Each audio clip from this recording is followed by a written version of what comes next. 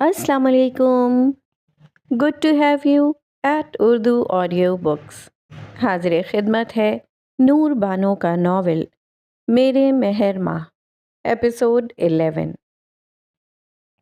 जुलेखा बेहिस्सो हरकत अपने बिस्तर पर जिंदा लाश की तरह पड़ी हुई थी। कोई नुस्खा, कोई दवा उनके लिए कारआमद साबित नहीं हो रहा था। इन 3 महीनों में उनकी हालत में बिल्कुल भी बेहतरी नहीं आई थी। ये उनके आमाल थे जो इस तरह से उनके सामने आए थे। वो खुली आंखों से चित लेटी बस छत को घूर रही थीं जब रीमा सूप का ट्रे लिए कमरे में दाखिल हुई। उसने स्याह रंग का लिबास पहन रखा था, बालों को चुटिया की शक्ल में गूंद रखा था। उसने अपनी पुश्त पर दरवाज़ा मुकफ्फल किया और ट्रे साइड टेबल पर रखकर जुलेखा के पास बैठ गई। जुलेखा ने आंख घुमाकर पास बैठी रीमा को बेबसी से देखा। अफसोस, इस हवेली में हुक्म चलाती जुलेखा मीर अब बेबसी और लाचारी से इस बिस्तर पर पड़ी है। अल्फाज थे कि चाबुक सीधा जुलेखा के दिल पर लगे थे, और बेबसी की इंतहा ये थी कि वो जवाब में एक लफ्ज भी नहीं कह सकती थी। करेले का बीज बोकर आप ये उम्मीद नहीं कर सकते कि ये पेड़ मुझे मीठा फल देगा। उसने हाथ बढ़ाकर गर्म सूप का बोल उठाया। जुलेखा की आंखों में आंसू तैरने लगे। जिंदगी कभी कभी किस कदर बेबस कर देती है, इतना कि आप हिलकर पानी का ग्लास भी खुद से नहीं पी सकते। दिल तो करता है ये गर्म सूप तुम्हारी शक्ल पर उंडेल दूं। उसने तैश से चम्मच बोल में घुमाते हुए कहा, क्योंकि जब मैं खुद को आईने में देखती हूं तो मुझे तुम्हारी परछाई नजर आती है। ये रंग रूप, ये शक्ल तुम्हारी तशबीह है। उसने सूप का बोल दोबारा ट्रे पर पटकते हुए कहा, मगर तुम फिक्र मत करो, आज मैं तुम्हारी और अपनी अजियत हमेशा के लिए ख़त्म कर दूंगी। वो बिस्तर से खड़ी होते हुए बोली। जुलेखा की आंखें खौफ से बड़ी हो गईं। उसकी आंखों की पुतलियों पर शाम का वही मंजर लहराने लगा जब उसने भी इसी तरह एक शाम बी जान के कमरे में उनसे उनकी सांसें छीन ली थीं। वो हड़बड़ा कर सर को हिलाने की कोशिश करने लगी, मगर नाकाम हो गई। फिक्र मत करें, बस चंद सेकंड्स की तकलीफ होगी और फिर आपको हमेशा के लिए आराम आ जाएगा। उसने झुककर जुलेखा के सर के नीचे से तकिया खींचा। जुलेखा ने खौफ से आंखें बंद कर लीं और फिर न जाने कितने सेकंड्स वो अपने मफलूज से जिस्म को बिस्तर पर फड़फड़ाते हुए महसूस करती रहीं। अपने ऊपर झुकी रीमा की आंखें उनकी आंखों में हमेशा के लिए मफकूद हो चुकी थीं। जब रूह जिस्म से परवाज करती है तो शदीद तकलीफ की एक लहर पूरे वजूद को झंझोड़ कर रख देती है, और वो तकलीफ वही समझ सकता है जिसके बदन से रूह जुदा होती है। जुलेखा ने एक आखिरी बार उस अजियत को महसूस किया था, क्योंकि इसके बाद दुनिया के दरवाजे उस पर बंद कर दिए गए थे। जुलेखा मीर अपने बोए हुए नफरत के बीज के साथ इस फानी दुनिया को अलविदा कहकर हमेशा के लिए जा चुकी थी। आंसू रीमा के चेहरे से बहते हुए ठोड़ी से टपक कर जुलेखा की खुली आंखों पर बारी बारी गिरे थे। उसने आहिस्ता से तकिया उनके चेहरे से हटाया और झुककर उनकी पेशानी को चूमा। तकिया रखकर वो सीधी हुई और कमरे से बाहर चली गई। घर पूरा वीरान पड़ा था। गिनती के चंद नौकर हवेली की साफ सफाई में गलता थे। उसने रुख छत की जानिब किया। दूर कहीं मस्जिद में मुअज्जिन असर की अजान दे रहा था। उसने आंख मूंद कर खुली फजा अपने फेफड़ों में उतारी। उसके जिस्म का अंग अंग हल्का महसूस कर रहा था, जैसे किसी भारी बोझ से बरी हुई जिम्मा हो गई हो। उसने दोनों बाहें फैलाकर सर आसमान की जानिब किया, मगर उसकी आंखें अभी भी बंद थीं। मीर खलील अभी जमीनों का चक्कर लगाकर हवेली पहुंचे थे। वो अभी गाड़ी से निकले थे और रुख हवेली के अंदरूनी दरवाजे की जानिब था कि उन्हें अपने पीछे एक जोरदार धमाके के साथ गाड़ी के शीशे टूटने की आवाज़ आई, मानो जैसे क़यामत आ गई हो। वो दहल कर पीछे पलटे और उन्हें लगा वाकई क़यामत आ गई है। रीमा औंधे मुंह गाड़ी की छत पर लहूलुहान पड़ी थी। गाड़ी के तमाम शीशे टूट चुके थे।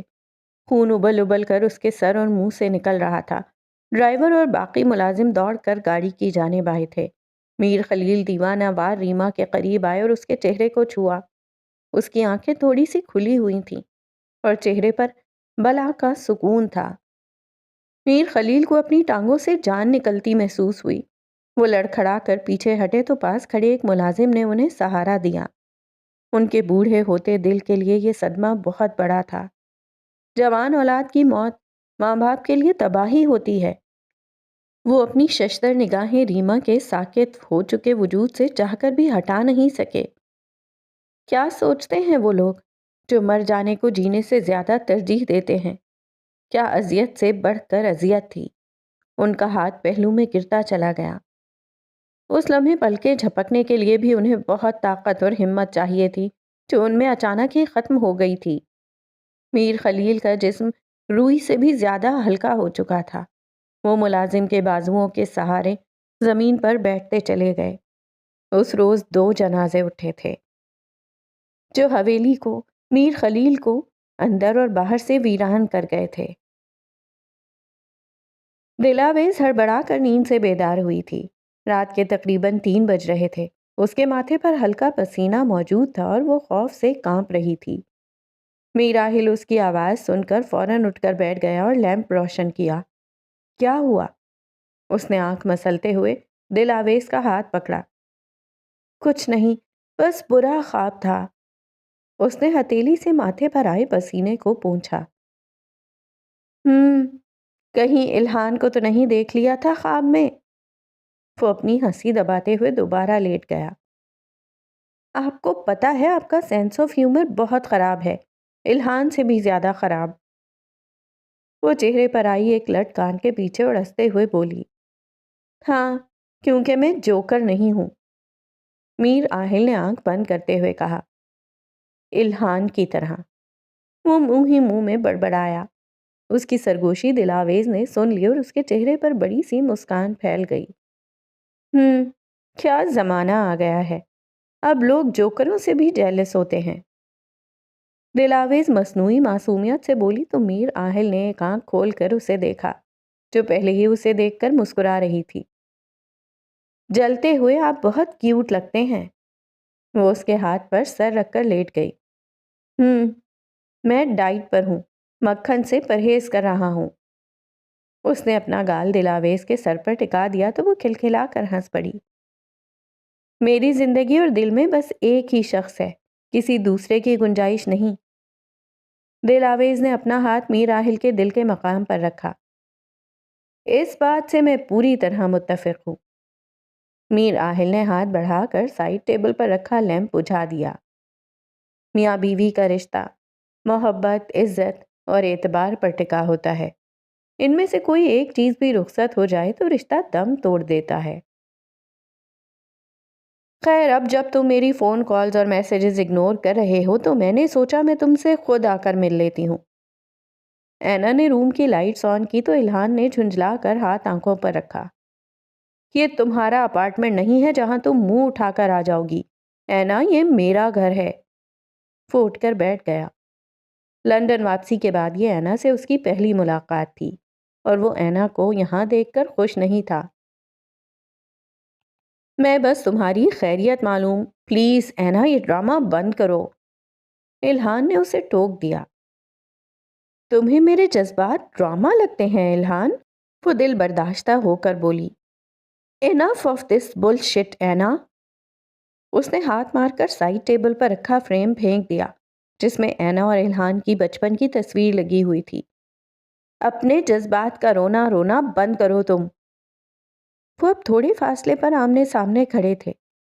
زبردستی اپنے احساسات دوسروں پر تھوپنا بند کرو۔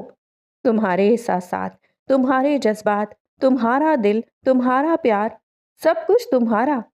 کیا ہمارے احساسات کچھ نہیں ہے نا؟ وہ مستفسر ہوا مگر اینا خاموش رہی۔ یہاں ہر کوئی اپنی اپنی زندگی میں بہت سی لڑائیاں لڑ رہا ہے، بہت سی تکلیفوں اور بوجھ تلے دبا پڑا ہے، لیکن تمہیں کیا پتا؟ تم تو اپنی ضد میں اس قدر اندھی ہو گئی ہو کہ صحیح اور غلط کی تمیز بھول گئی ہو۔ الہان کا دل چاہ رہا تھا کہ وہ اس کمرے میں موجود ہر چیز توڑ پھوڑ دے،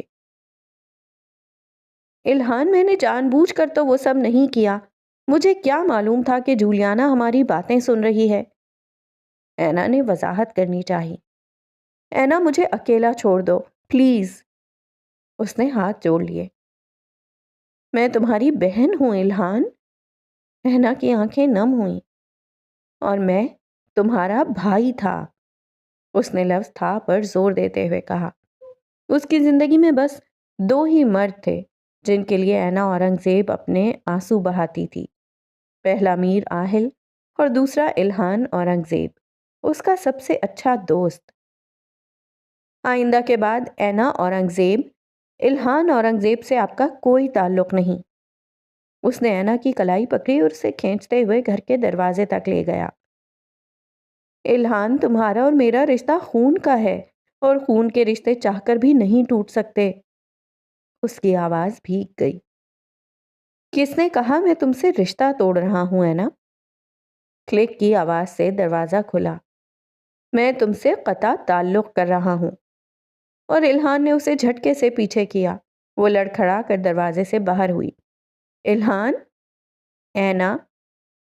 वो दोनों आमने सामने खड़े थे, बस एक हाथ की दूरी पर। इल्हान का हाथ अभी भी दरवाजे के हैंडल पर था। Everything is fair in love and war Ilhan.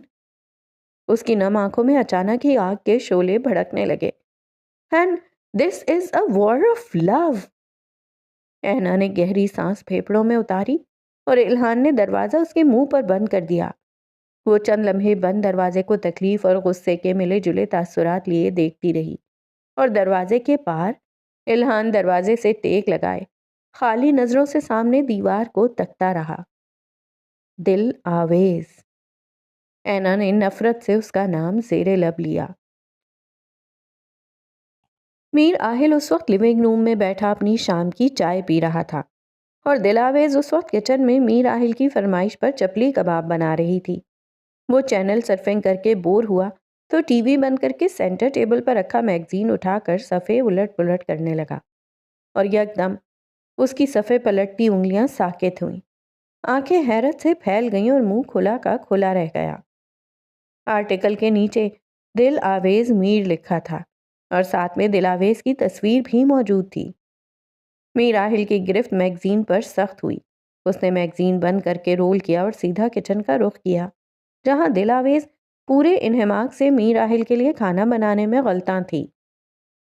आपको कुछ चाहिए था? उसने आहिल को किचन के दरवाजे पर खड़ा देखकर सवाल किया। फिर उसकी नज़र आहिल के चेहरे से फिसल कर मैगजीन पर गई और दिल आवेज का पूरा वजूद वहीं मुंजमद हो गया।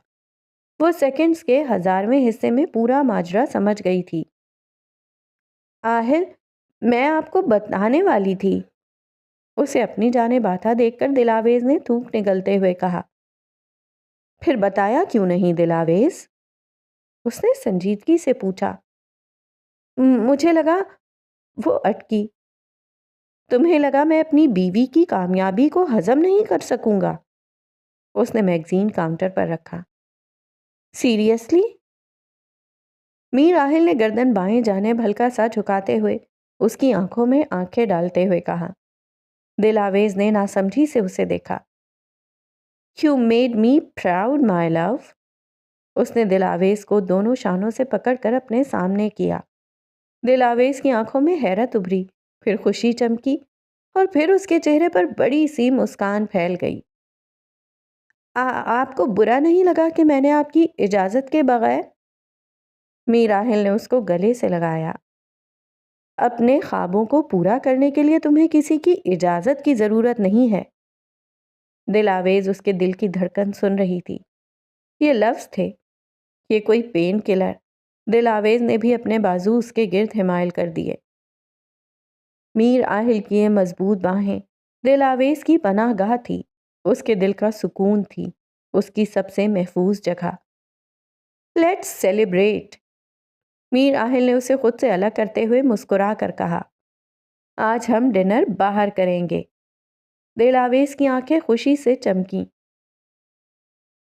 दिलावेज ने स्याह रंग का सिल्क का गाउन पहना था और बालों को मैसी बन की सूरत दे रखी थी। कानों में सफ़ेद नन्हे से डायमंड्स चमक रहे थे بالکل بائیں ہاتھ کی تیسری انگلی میں پہنی انگوٹھی کی طرح۔ اس نے اپنے آپ پر پرفیوم چھڑک کر ایک آخری بار خود کو سر سے پاؤں تک لانگ مرر میں دیکھا۔ میم، سر آپ کا نیچے انتظار کر رہے ہیں۔ ملازم نے دروازے پر ہلکی سی دستک دیتے ہوئے اسے آگاہ کیا۔ میر راحل اس کا ہال میں کھڑا انتظار کر رہا تھا۔ اس نے ایک نظر کلائی میں بندھی گھڑی پر ڈالی اور دوسری نظر سامنے زینے اترتی دلاویز پر۔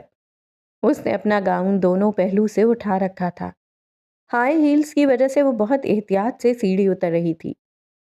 میر راحل کی نظر اس کے نازک سے سراپے پر جم گئی اور وہ آخری زینے پر ہلکا سا لڑکھڑائی، مگر میر راحل نے فوراً اس کا ہاتھ تھام کر اسے سنبھال لیا، جیسا کہ وہ ہمیشہ سے کرتا آیا تھا۔ وہ کوئی رہنما تھا جو ہر موڑ پر اسے سنبھال لیا کرتا تھا۔ وہ دونوں کچھ لمحوں کے لیے ایک دوسرے کی آنکھوں میں دیکھتے رہے۔ دماغ سے ساری باتیں جیسے مٹ گئیں۔ کچھ کہنے کے لیے الفاظ نہیں تھے، مگر پھر بھی دونوں میں بہت سی باتیں ہو گئیں۔ چلیں؟ میر راحل نے محبت سے اسے دیکھا۔ جی، وہ پورے دل سے مسکرائی۔ دلاویز نے آہستگی سے اس کا بازو تھام لیا۔ باہر پورچ میں سفید رنگ کی چمچماتی لیموزین کھڑی تھی۔ دلاویز نے حیرت سے میر راحل کو دیکھا۔ یہ چھوٹا سا تحفہ میری بیوی کے لیے۔ اس نے دلاویز کے سر پر بوسہ دیتے ہوئے کہا، چھوٹا تو نہیں ہے، اچھا خاصا بڑا ہے۔ اس نے حیرت سے دونوں ہاتھ منہ پر رکھ لیے۔ میر راحل کو اس کی بات پر ہنسی آئی۔ تھینک یو سو مچ راحل۔ وہ ابھی بھی حیرت سے گاڑی کو دیکھ رہی تھی۔ اب چلیں یا ادھر ہی کھڑے رہنے کا ارادہ ہے؟ ہنس کر چھیڑا تو دلاویز اس کا ہاتھ تھامے آگے بڑھ گئی۔ ان کی ٹیبل گاؤچو ریسٹورانٹ کے ہال کے پرسکون گوشے میں واقع تھی۔ یہ ریسٹورانٹ برمنگھم کے بہترین ریسٹورانٹس میں سے ایک تھا، جو برمنگھم کے کاروباری ضلع کے بز میں واقع تھا، جو اپنے عجیب ارجنٹائنی سٹیکس، لاطینی امریکی کھانے، بہترین شراب اور سگنیچر کاکٹیلز کی وجہ سے بہت مشہور تھا۔ دلاویز اور میر راحل آمنے سامنے بیٹھے تھے۔ خوبصورت انٹیریئر اور فینسی لائٹ سے آراستہ یہ جگہ ماحول کو مزید پرسکون اور پروقار بنا رہی تھی۔ بیک گراؤنڈ میں ہلکا سا میوزک چل رہا تھا، جو سماعتوں کو خوشگواری کا احساس بخش رہا تھا۔ میر راحل نے اپنا ہاتھ دلاویز کے ہاتھ پر رکھ دیا تو وہ جھینپ گئی۔ 10 مہینے ہو گئے ہیں ہماری شادی کو، اور تم اب بھی ایسے شرماتی ہو جیسے کل ہی ہماری شادی ہوئی ہو۔ وہ مسکرایا تو دلاویز نے نظریں جھکا دیں۔ ایک بات کہوں؟ وہ رازدارانہ انداز میں ذرا سا آگے کو ہوا تو دلاویز نے اس کی آنکھوں میں دیکھا۔ تمہاری اس معصومیت اور سادگی نے مجھے پاگل کر دیا ہے دلاویز۔ دلاویز کا دل زور سے دھڑکا۔ کیا میرا حال تم سے ڈھکا چھپا ہے؟ وہ سراپا سوال بن گیا۔ اس کی باتیں دلاویز کو نروس کر رہی تھیں۔ میر راحل نے اپنے جذبوں کا اظہار آج سے پہلے اتنے گھمبیر اور معنی خیز انداز میں کبھی نہیں کیا تھا۔ تم کچھ نہیں کہو گی؟ اس نے مستفسرانہ انداز میں اس کی جانب دیکھا اور وہ لب کاٹتے ہوئے اپنی گود میں رکھے ہاتھ کو دیکھ رہی تھی۔ آپ نے کبھی مجھے آئی لو یو نہیں کہا؟ اس نے نیچے دیکھتے دیکھتے ہی سوال کیا تو میر راحل نے اپنی بھویں سوالیہ انداز میں اچکائیں اور اس کے چہرے کی مسکان فوراً سمٹی۔ سیریسلی دلاویز؟ وہ پیچھے کرسی سے ٹیک لگا کر بیٹھ گیا۔ جی، آپ نے کبھی مجھ سے آئی لو یو نہیں کہا۔ اب وہ ماتھے پر شکن لائے مصنوعی اداسی سے میر راحل کی آنکھوں میں جھانک رہی تھی، اور ایسا کرتے ہوئے دلاویز کی آنکھیں سکڑ کر چھوٹی ہو گئی تھیں۔ یہ عورتیں کتنی ناشکری ہوتی ہیں، قسم سے۔ میر راحل نے افسوس سے ہنستے ہوئے سر کو جنبش دی۔ دلاویز نے لاپرواہی سے کندھے اچکاتے ہوئے اپنے ناخنوں پر پھونک ماری، یوں جیسے اسے بالکل بھی گلٹ نہ ہو اپنی ناشکری کا۔ میر راحل کو وہ اس طرح اتراتے ہوئے مزید پرکشش اور خوبصورت لگی تھی۔ وہ خاموشی سے اس کی ہر ادا ملاحظہ کرتا رہ گیا۔ وہ میر راحل کی بیوی تھی، اس کی حیات، اس کا سب کچھ، اور اس پر جچتا تھا کہ وہ اپنی محبت کا حق مانگے، بلکہ اس سے ضد کر کے اپنی ہر بات منوائے۔ وہ اس کی ہر خواہش پوری کرنا چاہتا تھا، اسے اپنی محبت اور لاڈ سے بگاڑنا چاہتا تھا، تاکہ ہلکی سی کمی بیشی ہونے پر بھی وہ میر آہل پر غصہ ہو اور اس سے شکوہ کرے، اپنا حق مانگے، نہیں بلکہ چھین لے، جس طرح اس نے میر آہل کا دل اس سے چھینا تھا۔ ایک پرسکون ماحول میں ڈنر کر کے وہ لوگ ابھی گھر آئے ہی تھے کہ اینا اورنگزیب کو لابی سے ملحقہ زینے پر بیٹھا دیکھ کر دونوں چونکے۔ دلاویز نے پیچھے مڑ کر میر آہل کو دیکھا جو خود اس کی آمد پر حیران تھا۔ اینا اورنگزیب نے لال رنگ کا گھٹنوں تک آتا بیک لیس ٹاپ پہنا ہوا تھا، بالوں کو کرل کر کے دونوں شانوں پر پھیلا رکھے تھے۔ آئی لائنر بہنے کی وجہ سے آنکھوں کے گرد سیاہی پھیل گئی تھی۔ واؤ! وہ لڑکھڑاتے ہوئے سیڑھی کی ریلنگ کا سہارا لیتے ہوئے کھڑی ہوئی۔ اینا کا اس طرح سے لڑکھڑانا صاف ظاہر کر رہا تھا کہ وہ شراب کے نشے میں تھی۔ تم یہاں کیا کر رہی ہو اینا؟ میر آہل نے سوال کیا۔ میں یہاں کیا کر رہی ہوں آہل؟ یہ اب بھی بتانے کی ضرورت ہے تمہیں؟ وہ کرب میں ڈوبے لہجے میں بولی۔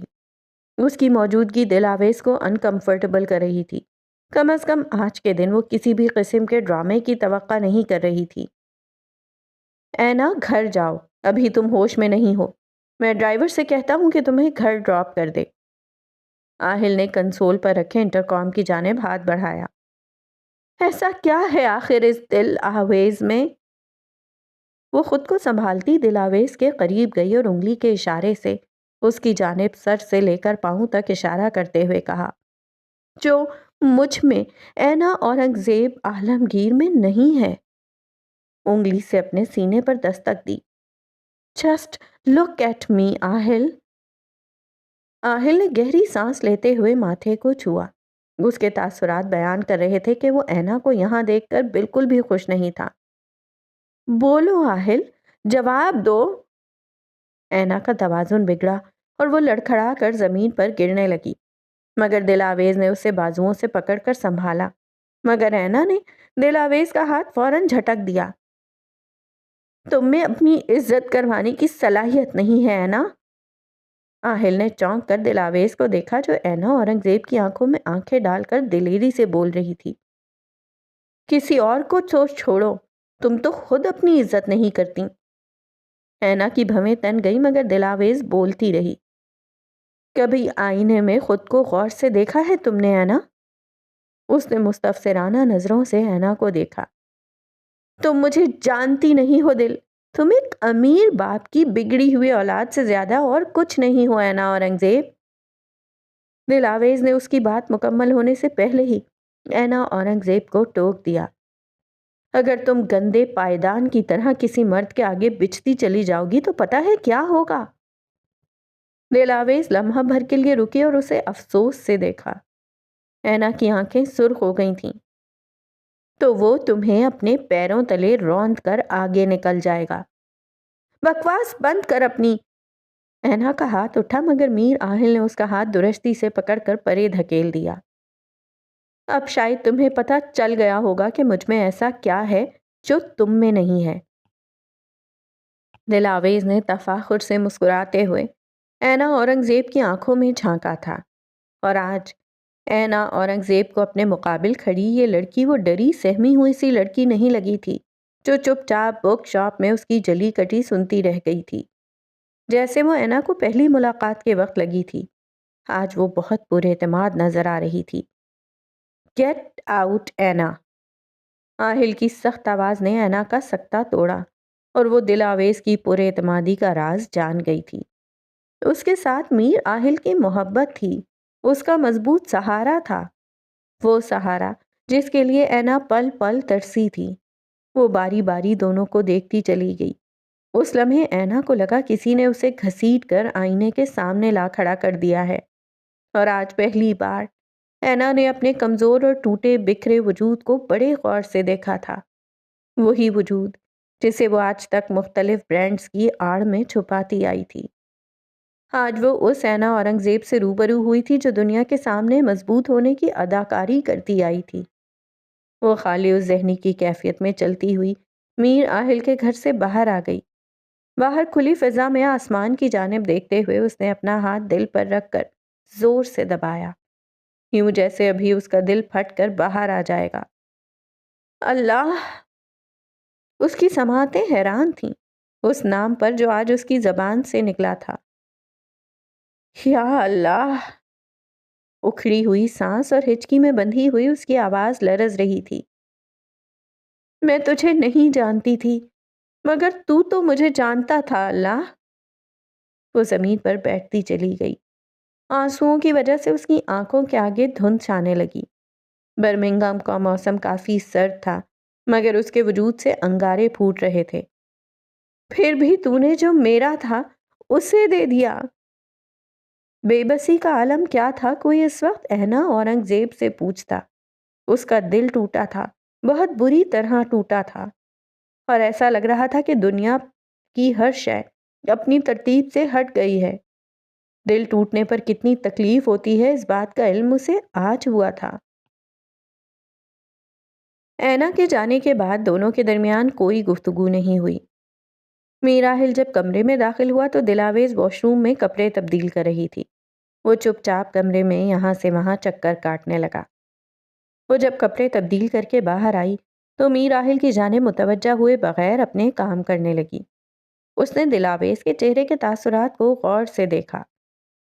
دلاویز کا چہرہ بالکل سپاٹ تھا، وہاں کوئی تاثر نہیں تھا۔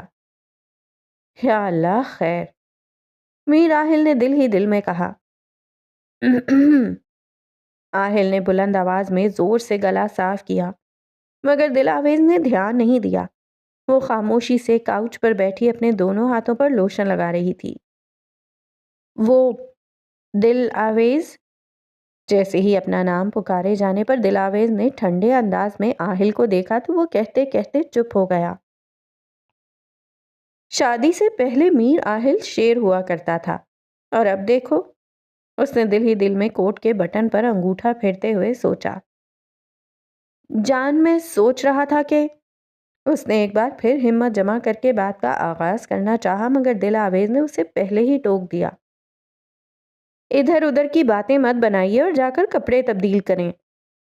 دلاویز ٹینٹرم دکھاتے ہوئے کاؤچ سے اٹھی اور لوشن کی بوتل واپس ڈریسنگ ٹیبل پر رکھنے لگی، جب آہل نے اسے کلائی سے تھام کر اپنے قریب کیا۔ آپ تو دن بدن بدماش ہوتی جا رہی ہیں مسز میر۔ میں نے تو اچھی خاصی شریف لڑکی سے شادی کی تھی۔ وہ دلاویز کو اپنے حصار میں لیتے ہوئے شرارت سے بولا تھا۔ اب میرا پالا ہی بدماشوں سے پڑا ہے تو اس میں میرا کیا قصور؟ وہ سر جھکائے میر آہل کی شرٹ کے بٹن پر انگلی پھیرتے ہوئے بولی تو میر آہل نے قہقہا لگایا۔ یہ ہوئی نا بات۔ ویسے یہ بدماشی کافی سوٹ کرتی ہے تمہیں۔ دور سے معلوم ہوتا ہے کہ میر آہل کی بیوی ہو۔ وہ شرارت سے بولا، مگر مجھے اینا کو اتنے سخت الفاظ نہیں بولنے چاہیے تھے۔ وہ یکدم اداس ہوئی تو میر آہل نے گہری سانس لی۔ تم نے جو کیا ٹھیک کیا دلاویز۔ اس نے دلاویز کا چہرہ اپنے دونوں ہاتھوں میں لیتے ہوئے کہا، ہر انسان کو اپنی حد معلوم ہونی چاہیے، کیونکہ اگر انسان اپنی حدوں کا خیال نہیں رکھے گا تو پھر دوسروں کو رکھنا پڑے گا۔ تم نے جو کیا بالکل درست کیا۔ اس نے دلاویز کو تسلی دی۔ میں نے اسے کبھی کسی بھی قسم کی جھوٹی امید نہیں دی۔ میر آہل کو اگر کسی سے محبت ہوئی ہے تو وہ تم ہو، اور یہ حقیقت وہ جتنا جلدی قبول کر لے اس کے لیے بہتر ہے۔ وہ دلاویز کی پیشانی پر مہر ثبت کرتے ہوئے مسکرا کر بولا تو دلاویز بھی تھوڑا سا مسکرائی۔ شکر الحمدللہ، آپ کے چہرے پر مسکراہٹ آئی، ورنہ ساری رات میں سولی پر لٹکا رہتا۔ وہ ہنستے ہوئے بولا، اچھا، میرا موڈ خراب ہونے کی وجہ سے آپ کیوں سولی پر لٹکے رہتے؟ بھول گئے آپ تو میر آہل ہیں نا، ضدی، گھمنڈی، اینگری ینگ مین۔ ہاں؟ اس نے مستفسرانہ انداز میں بھویں اچکائیں۔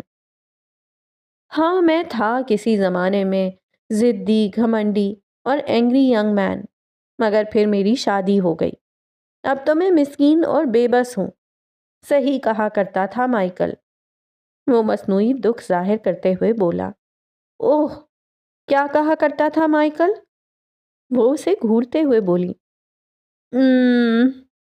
یہی کہ شادی بہت خوبصورت تجربہ ہے اور سب کو شادی کرنی چاہیے۔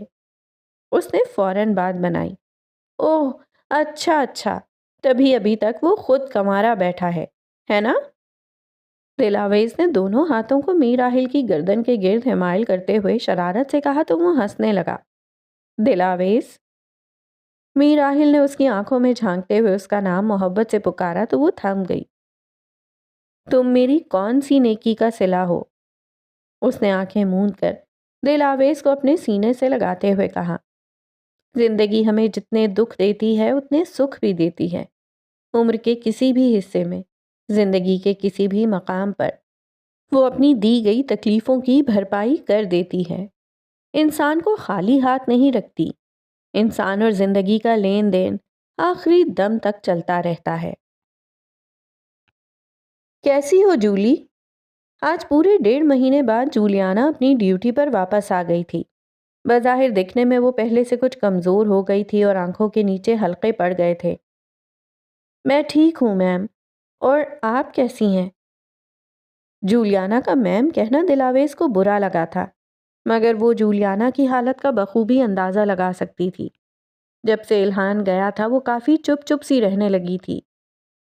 دلاویز جانتی تھی کہ الہان اور اس کے درمیان کچھ تو ہوا تھا جو وہ دونوں دلاویز سے چھپا رہے تھے، مگر دلاویز نے اس بات کو کریدنے کی کوشش نہیں کی۔ وہ سب پہلے ہی کافی کچھ جھیل چکے تھے۔ وہ نہیں چاہتی تھی کہ جولیانا الہان کے ذکر پر پھر سے ڈسٹرب ہو جائے۔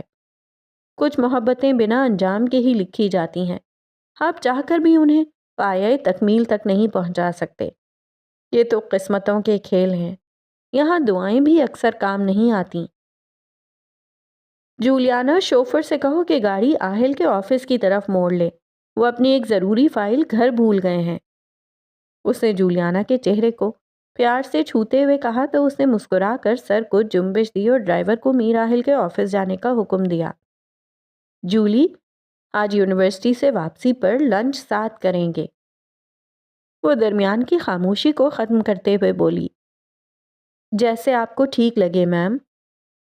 دلاویز کی اتنی محبت اور اپنائیت سے پوچھنے پر وہ منع نہیں کر سکی۔ پلیز یہ میم میم کہنا بند کرو جولی، وہ زچ ہوئی۔ آئی ایم سوری، اس نے فوراً معذرت کی۔ اب اتنی سی بات پر معذرت تو مت کرو، دلاویز پھر چڑھ گئی۔ آئندہ نہیں ہوگا۔ اب خیر ایسی کوئی پابندی بھی نہیں ہے معذرت کرنے پر۔ دلاویز نے اپنی امٹتی ہوئی مسکراہٹ دبائی۔ اچھا تو پھر کر لیا کروں گی معذرت، جولیانا فوراً بولی۔ نہیں مطلب تم پھر سے وہی کرو گی جس چیز سے میں نے تمہیں ٹوکا ہے۔ اس نے جولیانا کو آنکھ دکھائی۔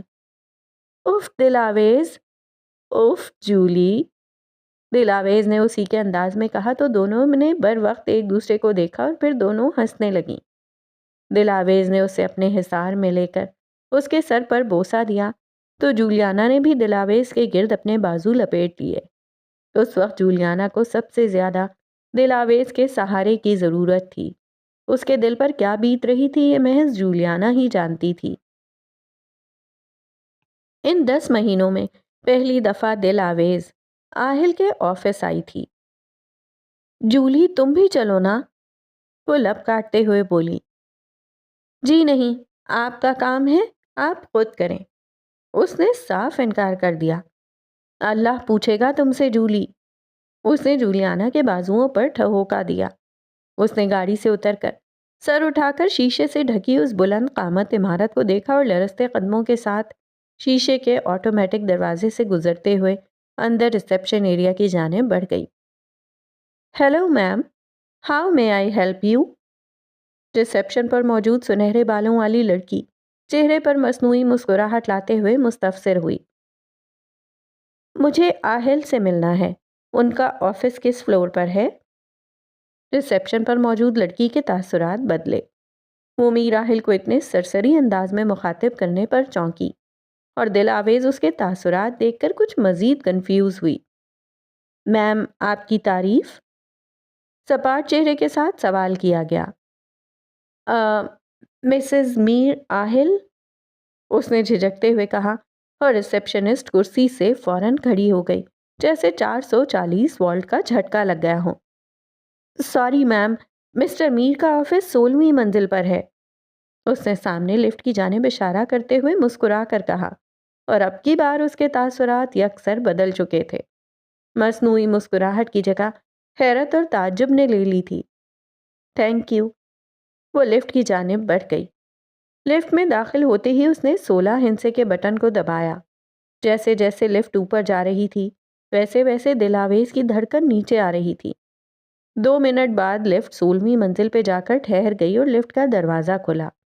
لفٹ کے سامنے والی دیوار شیشے کی تھی جس میں دلاویز اپنا عکس سر سے لے کر پاؤں تک دیکھ سکتی تھی۔ اس نے رک کر اپنے چہرے پر نظر ڈالی جس پر 12 بج رہے تھے اور پھر گہری سانس لی۔ تم تو ایسے ڈر رہی ہو دلاویز جیسے کوئی دہشت گرد ہو۔ یہ تمہارے شوہر کا آفس ہے، ڈونٹ وری۔ اس نے شیشے میں خود کو دیکھتے ہوئے دلاسا دیا اور اوپن ڈور سے اندر داخل ہو گئی۔ راہداری کے دونوں جانب چھوٹے چھوٹے کیوبیکلز بنے ہوئے تھے جن میں سے تمام امپلائیز اچک اچک کر دلاویز کو گھور گھور کر دیکھ رہے تھے۔ وہ کچھ دیر طائرانہ نظروں سے اطراف میں نظر دوڑاتی رہی اور پھر یکدم کسی کے مخاطب کرنے پر پلٹی۔ میم، آپ ادھر؟ وہ مائیکل کی آواز تھی۔ اس نے فوراً شکر کا کلمہ پڑھا۔ وہ آہل اپنی ضروری فائل گھر بھول گئے تھے تو خیر آہل کہاں ہیں؟ اس نے بات کو مختصر کیا۔ سر سامنے میٹنگ روم میں ہیں۔ وہ دلاویز کو دیکھ کر اتنا سرپرائز تھا کہ اس کے ذہن سے نکل گیا کہ میر آہل میٹنگز کے دوران کسی بھی قسم کا خلل پسند نہیں کرتا۔ میم، اس سے پہلے کہ وہ دلاویز کو پکارتا، دلاویز میٹنگ روم کا دروازہ دھکیل کر اندر جا چکی تھی۔ شٹ، اب مجھے میر آہل کے جہنمی دروغہ سے کون بچائے گا؟ اس نے سر پر ہاتھ مارتے ہوئے دل ہی دل میں کہا۔ یار، یہ خوبصورت لڑکی کون ہے؟ جیک نے اپنے کیوبیکل سے منہ باہر نکال کر مائیکل سے پوچھا۔ یہ خوبصورت لڑکی تمہارے باس کی وائف ہے، مائیکل گردن موڑ کر غصے سے آنکھ دکھاتے ہوئے کہنے لگا تو جیک نے بنا کچھ کہے فوراً منہ اندر کر لیا۔ دلاویز جیسے ہی میٹنگ روم میں داخل ہوتی ہے تو وہاں موجود سبھی لوگ گردن موڑ کر دلاویز کو حیرت سے دیکھتے ہیں۔ دلاویز کی نظر سربراہی کرسی پر بیٹھے میر آہل پر ٹھہر جاتی ہے جو آنکھیں سکوڑے سپاٹ چہرے کے ساتھ اسے گردن کڑا کر غور سے دیکھتا ہے۔ اس کمرے میں اس وقت اتنی خاموشی تھی کہ ایک سوئی بھی گرتی تو شور سنائی دیتا۔ لیو، میر آہل نے دلاواز کو دیکھتے ہوئے بلند آواز میں کہا۔ سوری، وہ جھجکتے ہوئے واپس پلٹنے ہی لگی تھی کہ میٹنگ روم میں موجود تمام امپلائیز اپنی اپنی کرسیوں سے کھڑے ہو گئے اور ایک ایک کر کے باہر نکلنے لگے۔ دلاویز گنگ سی سائٹ پر خاموشی سے کھڑی یہ تمام کارروائی ہوتے دیکھ رہی تھی۔ اس ایئر کنڈیشن روم میں بھی اس کے ماتھے سے بہتا پسینہ صاف دکھائی دے رہا تھا۔ کمرے میں اب وہ دونوں تنہا موجود تھے۔ یہ کیا بدماشی ہے مسز میر؟ وہ کوٹ کا بٹن مقفل کرتے ہوئے اپنی کرسی سے اٹھا، مسکراتے ہوئے اس کی جانب بڑھا تو دلاویز کی جان میں جان آئی۔ آپ کی فائل، اس نے گہری سانس لیتے ہوئے نیلے رنگ کی فائل ٹیبل پر رکھ دی۔ سوری، مجھے اس طرح سے بنا بتائے۔ شش، اس نے انگلی اس کے ہونٹوں پر رکھ دی۔ یہ سب تمہارا ہے۔ میر آہل نے اسے دونوں بازوؤں سے پکڑا۔ تمہیں یہاں آنے کے لیے کسی کی اجازت کی ضرورت نہیں۔ تم کبھی بھی کسی بھی وقت مجھے بنا بتائے بھی یہاں آ سکتی ہو۔ اس نے دلاویز کی پیشانی چومی۔ وہ حق جن کا خود دلاویز کو علم نہیں تھا اس کے ہیں۔ آہل نے کتنی محبت اور عقیدت سے اس کے حوالے کر دیے تھے۔ ان آنکھوں میں کیا ہے دلاویز؟ تم نے کبھی غور سے دیکھا ہے؟ میر آہل نے تند مزاجی سے اسے دیکھتے ہوئے پوچھا۔ اسے جواب معلوم تھا مگر وہ خاموش رہی۔ اس کے خاموشی میں تمام جواب تھے۔ پھر بھی تمہیں گلا ہے کہ میں نے کبھی تم سے آئی لو یو نہیں کہا؟ جی ہے، اس نے نروٹھے پن سے کہا۔ آپ نے اب تک دل سے تصدیق کی ہے مگر زبان سے اقرار بھی لازم ہے۔ وہ بھی دلاویز میر تھی، ٹچ سے مس ہونے والوں میں سے نہیں تھی۔ میر راحل نے ہار مانتے ہوئے ہنس کر گردن جھکا دی۔ محبت کا تقاضا ہے کہ کوئی بھی شے آدھی ادھوری قبول نہیں کرتی، چاہے دل ہو، یہ اظہار پورا طلب کرتی ہے۔ میں پہلے ہی آج بہت لیٹ ہو گئی ہوں۔ یس میم۔ میر راحل نے گلا کھنکارا اور آگے بڑھ کر دلاویز کے لیے دروازہ کھولا۔ ایسا کرتے ہوئے کیوبیکل سے جھانکتے امپلائیز نے آنکھوں آنکھوں میں ایک دوسرے کی جانب اشارہ کیا۔ وہ دونوں آگے پیچھے چلتے کوریڈور سے گزرے اور لفٹ تک پہنچے۔ آہل نے لفٹ کال کی اور اس کا ہاتھ دلاویز کی کمر کے گرد حمائل تھا۔ لفٹ کے دروازے کھلے اور دلاویز لفٹ کے اندر داخل ہوئی۔ اس نے پلٹ کر الوداعی نگاہ آہل کے مسکراتے چہرے پر ڈالی اور اپنی ہتھیلی کو چوم کر آہل کو فلائنگ کس دی۔ آہل کے چہرے پر معنی خیز مسکراہٹ پھیل گئی۔ اس نے فلائنگ کس کو ہاتھ سے پکڑنے کی اداکاری کرتے ہوئے اپنا ہاتھ دل پر رکھا تو دلاویز بلش کرنے لگی اور سیکنڈز میں لفٹ کا دروازہ بند ہو گیا۔ میر راحل نے رک کر خود کو کمپوز کیا، بالوں میں ہاتھ پھیرا اور پھر اوپن ڈور سے اندر سیدھا میٹنگ روم کا رخ کیا۔ مگر یکدم اسے احساس ہوا کوریڈور کے ارد گرد ہلکے ہلکے قہقہے اور سرگوشی کی آوازیں آ رہی ہیں۔ اس کے چہرے کی مسکان سمٹی اور اس نے سپاٹ چہرہ بناتے ہوئے پلٹا اور پلٹ کر مائیکل کی جانب مستصفرانہ نظروں سے دیکھا، جو خود ہاتھ آگے باندھے اپنی مسکراہٹ کو کنٹرول کرنے کی کوشش کر رہا تھا۔ مائیکل میر آہل کی نظروں میں موجود استفسار کو سمجھ گیا تھا۔ اس نے آنکھ کے اشارے سے اسے پیچھے گھومنے کو کہا۔ مائیکل کی نظروں کا تعاقب کرتے ہوئے آہل نے پیچھے پلٹ کر دیکھا اور وہ یہ بات کیسے بھول گیا تھا کہ کوریڈور کی دیوار شیشے کی تھی، جو باہر سے سیاہ آئینہ معلوم ہوتا تھا مگر اندر سے لفٹ اور لابی کا منظر صاف دکھائی دیتا تھا۔ شٹ! میر راحل نے شرمندگی سے پیشانی کو چھوا۔ مائیکل، آج کی میٹنگ کینسل کر دو۔ بلند آواز میں حکم صادر کرتے ہوئے وہ سیدھا اپنے آفس میں گھس گیا۔ آفس کا دروازہ مقفل کرتے ہی اس کے منہ سے ہلکا سا قہقہا نکلا۔ اسے خود اپنی غفلت پر ہنسی آ رہی تھی۔ ہنس ہنس کر میر راحل کے جبڑے درد کر گئے تھے اور آفس سے نکلنے کی ہمت فی الحال اس میں نہیں تھی، کیونکہ پورا آفس سرگوشیوں میں اسی کے بارے میں باتیں کر رہا تھا۔ اس نے ٹیبل پر رکھا پانی کا گلاس اپنے حلق میں اڈیلا اور دائیں ہاتھ کی جانب رکھا انٹرکام اٹھایا اور مائیکل کو کانٹیکٹ کیا۔ جی باس، وہ محتاط انداز میں بولا۔ آہل نے ٹیشو باکس سے ایک لیف کھینچ کر اپنے ہونٹوں کے کنارے خشک کیے۔ باہر کی کیا صورتحال ہے؟ اس نے ریسیور کان اور کندھے کے درمیان دباتے ہوئے سرگوشی کرنے والے انداز میں سوال کیا۔ آپ کو مجنوں موڈ میں پہلی بار دیکھا ہے نا سر، اس لیے کچھ حیران و پریشان ہیں سب۔ اس نے بمشکل اپنی ہنسی روکی۔ ایک کام کرو، آج سب کو جلدی روانہ کر دو۔ سر، اس طرح تو ہم سڑک پر آ جائیں گے۔ اس نے فوراً اعتراض کیا۔ تو پھر کیا کروں میں؟ آہل زچ ہوا۔ سر، اٹس اوکے۔ آپ کو فلائنگ کس اپنی ذاتی بیگم نے دی ہے، کسی پرائی عورت نے نہیں دی جو آپ اتنا شرمندہ ہو رہے ہیں۔ اور ویسے بھی انسان پیار میں اندھا ہو جاتا ہے۔ اب اندھے انسان کو کیا معلوم آگے شیشہ ہے یا دیوار؟ اس نے آہل کو حوصلہ دیا۔ اور میری سخت لونڈے والی امیج کا کیا؟ میر راحل پرسوچ انداز میں بولا تو مائیکل کے منہ سے ہنسی کا فوارہ چھوٹا۔ خدا کا خوف کریں سر، میم کو پتہ چلا تو آپ کی بچی کچی امیج کا گولا کباب بنا دیں گی۔ اس نے اپنی ہنسی روکی۔ صحیح کہہ رہے ہو یار تم، آہل نے مسکینیت سے کہا۔ کیا واقعی؟ مائیکل نے محلے کی عورتوں کی طرح دلچسپی ظاہر کی۔ ہاں مائک، واقعی۔ میر راحل اب شیر نہیں رہا، تمہاری میڈم نے چوہا بنا دیا ہے۔ اس نے ٹائی ڈھیلی کی۔ جی مجھے بھی اندازہ ہو ہی رہا تھا ویسے۔ وہ بڑے مزے سے اپنی کرسی سے ٹیک لگاتے ہوئے بولا تو آہل کی بھویں تن گئیں۔ اوہ، اچھا کس بات کا اندازہ؟